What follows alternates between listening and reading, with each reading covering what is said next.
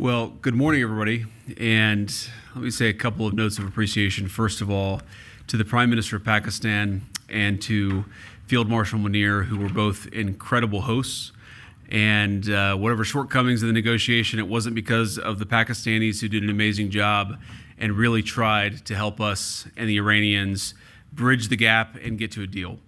We have been at it now for 21 hours, and we've had a number of substantive discussions with the Iranians. That's the good news. The bad news is that we have not reached an agreement, and I think that's bad news for Iran much more than it's bad news for the United States of America. So we go back to the United States having not come to an agreement. We've made very clear what our red lines are, what things we're willing to accommodate them on, and what things we're not willing to accommodate them on. And we've made that as clear as we possibly could, and they have chosen not to accept our terms. Questions? Sir, Nick Robertson from CNN. Precisely what have they rejected here? Can you help us understand it a little bit? Well, I won't go into all the details because I don't want to negotiate in public after we negotiated for 21 hours in private.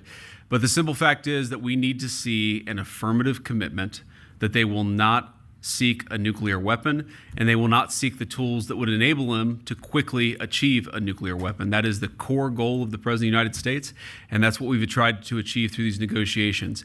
Again, their nuclear program, such as it is, the enrichment facilities that they had before, they've been destroyed.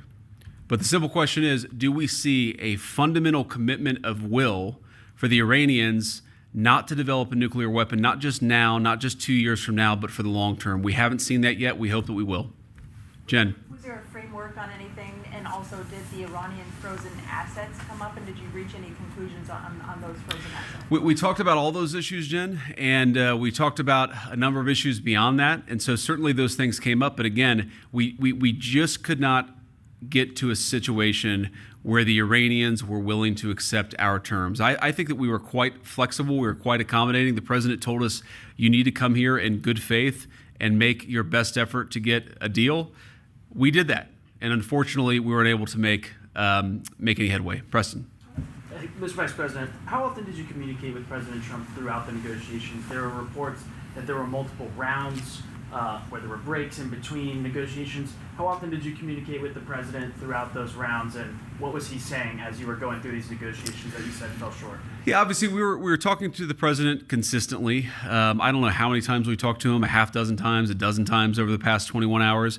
We obviously also talked to Admiral Cooper, to Pete, to Marco, to the entire national security team. We talked to Scott Bessent a number of times. So look, we were constantly in communication with the team because we were negotiating in good faith. And we leave here with a very simple proposal, a method of understanding that is our final and best offer. We'll see if the Iranians accept it. Thank you. Mr. Vice President, where does this leave the Strait of Hormuz? Are we going